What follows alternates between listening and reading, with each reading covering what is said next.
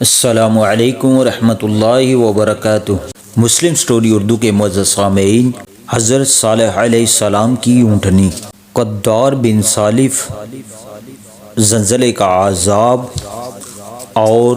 عذاب کی زمین منحوس اور 1,40,000 یزیدی مقتولین کے بارے میں آج آپ کے سامنے واقعہ بیان کریں گے۔ تو روزانہ کی طرح جو ہمارے چینل پر نئے آنے والے بھائی اور دوست ہیں، ان سب دوست احباب سے التجا ہے کہ اگر آپ نے ابھی تک ہمارے چینل کو سبسکرائب نہیں کیا تو سبسکرائب کر لیں اور ساتھ بیل آئیکن پر کلک کر کے آل نوٹیفیکیشن آن کر لیں تاکہ جب بھی ہماری ویڈیو اپلوڈ ہو تو آپ کو اس کا نوٹیفیکیشن مل سکے۔ حضرت صالح علیہ السلام کی اونٹنی۔ حضرت صالح علیہ السلام قوم سمود کی طرف سے نبی بنا کر بھیجے گئے۔ آپ نے جب قوم سمود کو خدا عز و جل کا فرمان سنا کر ایمان کی دعوت دی تو اس سرکش قوم نے آپ سے یہ معجزہ طلب کیا کہ آپ اس پہاڑ کی چٹان سے ایک گابن اونٹنی نکال لیے جو خوب فربا اور ہر قسم کے عیوب و نقائص سے پاک ہو۔ چنانچہ آپ نے چٹان کی طرف اشارہ فرمایا تو وہ فوراً ہی پھٹ گئی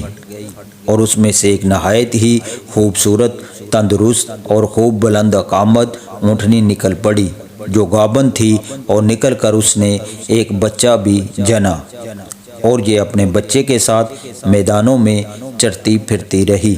اس بستی میں ایک ہی تالاب تھا جس میں پہاڑوں کے چشموں سے پانی گر کر جمع ہوتا تھا۔ آپ علیہ السلام نے فرمایا کہ اے لوگو، دیکھو یہ معجزہ کی اونٹنی ہے۔ ایک روز تمہارے تالاب کا سارا پانی یہ پی ڈالے گی اور ایک روز تم لوگ پینا۔ قوم نے اس کو مان لیا۔ پھر آپ نے قوم سمود کے سامنے یہ تقریر فرمائی کہ اے میری قوم، اللہ کی عبادت کرو، اس کے سوا تمہارا کوئی معبود نہیں۔ بے شک تمہارے پاس تمہارے رب کی طرف سے روشن دلیل آئی، یہ اللہ کا ناکہ ہے تمہارے لیے نشانی، تو اسے چھوڑ دو کہ اللہ کی زمین میں کھائیں اور اسے برائی سے ہاتھ نہ لگاؤ کہ تمہیں دردناک عذاب آئے گا۔ چند دن تو قوم سمود نے اس تکلیف کو برداشت کیا کہ ایک دن ان کو پانی نہیں ملتا تھا، کیونکہ اس دن تالاب کا سارا پانی اونٹنی پی جاتی تھی۔ اس لیے ان لوگوں نے طے کر لیا کہ اس اونٹنی کو قتل کر ڈالیں۔ قدار بن صالف چنانچہ اس قوم میں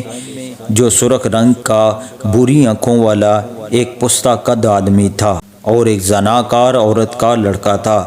ساری قوم کے حکم سے اس اونٹنی کو قتل کرنے کے لیے تیار ہو گیا۔ حضرت صالح علیہ السلام منع ہی کرتے رہے، لیکن قدار بن صالف نے پہلے تو اونٹنی کے چاروں پاؤں کو کاٹ ڈالا، پھر اس کو ذبح کر دیا اور انتہائی سرکشی کے ساتھ حضرت صالح علیہ السلام سے بے ادبانہ گفتگو کرنے لگا۔ چنانچہ خداوند قدوس کا ارشاد ہے کہ ترجمہ کنز ایمان، پس ناکہ کی کوچیں کاٹ دیں اور اپنے رب کے حکم سے سرکشی کی اور بولے اے صالح، ہم پر لے آؤ جس کا تم وعدہ دے رہے ہو، اگر تم رسول ہو۔ تو قوم سمود کی اس سرکشی پر عذاب خداوندی کا ظہور اس طرح ہوا کہ پہلے ایک زبردست چنگار کی خوفناک آواز آئی، پھر شدید زلزلہ آیا جس سے پوری آبادی اتھل پھتل ہو کر چکنا چور ہو گئی، تمام عمارتیں ٹوٹ پھوٹ کر تہس نہس ہو گئیں اور قوم سمود کا ایک ایک آدمی گھٹنوں کے بل اوندا گر کر مر گیا۔ قرآن مجید نے فرمایا کہ ترجمہ کنز ایمان، تو انہیں زلزلے نے آ لیا تو صبح کو اپنے گھروں میں اوندے رہ گئے۔ حضرت صالح علیہ السلام نے جب دیکھا کہ پوری بستی زلزلوں کے جھٹکوں سے تباہ و برباد ہو کر اینٹ پتھروں کا ڈھیر بن گئی اور پوری قوم ہلاک ہو گئی تو آپ کو بڑا صدمہ اور قلق ہوا، اور آپ کو قوم سمود اور ان کی بستی کے ویرانوں سے اس قدر نفرت ہو گئی کہ آپ نے ان لوگوں کی طرف سے منہ پھیر لیا اور اس بستی کو چھوڑ کر دوسری جگہ تشریف لے گئے اور چلتے وقت مردہ لاشوں سے یہ فرما کر روانہ ہو گئے کہ اے میری قوم، بے شک میں نے تمہیں اپنے رب کی رسالت پہنچا دی اور تمہارا بھلا چاہا، مگر تم خیر خواہوں کے غرضی پسند کرنے والے ہی نہیں۔ خلاصہ کلام یہ ہے کہ قوم سمود کی پوری بستی برباد و ویران ہو کر کھنڈر بن گئی اور پوری قوم فنا کے گھاٹ اتر گئی کہ آج ان کی نسل کا کوئی انسان روئے زمین پر باقی نہیں رہ گیا۔ اس واقعہ سے یہ سبق ملتا ہے کہ جب ایک نبی کی ایک اونٹنی کو قتل کر دینے والی قوم عذاب الہی کی تباہ کاریوں سے اس طرح فنا ہو گئی کہ ان کی نسل کا کوئی انسان بھی روئے زمین پر باقی نہ رہ گیا، تو جو قوم اپنے نبی کی آل و اولاد کو قتل کر ڈالے گی، بھلا وہ عذاب الہی کے قہر سے کب اور کس طرح محفوظ رہ سکتی ہے؟ چنانچہ تاریخ شاہد ہے کہ کربلا میں اہل بیت نبوت کو شہید کرنے والے یزیدی کوفیوں اور شامیوں کا یہی حشر ہوا کہ مختار بن عبید کے دور حکومت میں یزیدیوں کا بچہ بچہ قتل کر دیا گیا اور ان کے گھروں کو تاخت و تاراج کر کے ان پر گدھوں کے ہل چلائے گئے، اور آج روئے زمین پر ان یزیدیوں کی نسل کا کوئی ایک بچہ بھی باقی نہیں رہ گیا۔ 1,40,000 یزیدی مقتول۔ حاکم محدث نے ایک حدیث روایت کی ہے کہ اللہ تعالیٰ نے اپنے حبیب و کریم صلی اللہ تعالی علیہ وآلہ وسلم پر وحی بھیجی تھی کہ قوم یہود نے حضرت زکریا علیہ السلام کو قتل کر دیا، تو ان کے ایک خون کے بدلے 70,000 یہودی قتل ہوئے، اور آپ کے نواسہ حضرت امام حسین رضی اللہ تعالی عنہ کے ایک خون کے بدلے 70,000 یعنی 1,40,000 کوفی شامی مقتول ہوں گے۔ چنانچہ اللہ تعالیٰ کا وعدہ اس طرح پورا ہوا کہ مختار بن عبید کی لڑائی میں 70,000 کوفی شامی قتل ہوئے، اور پھر عباسی سلطنت کے بانی عبداللہ صفاح کے حکم سے 70,000 کوفی و شامی مارے گئے، کل مل کر 1,40,000 مقتول ہو گئے۔ المستدرک کتاب التفسیر، باب اخبار القتل عوض الحسین الف، جلد 3 صفحہ 7 رقم 2301۔ بہرحال یہ یاد رکھیے کہ اللہ تعالیٰ اپنے محبوبوں کی ہر چیز کو اپنا محبوب بنا لیتا ہے،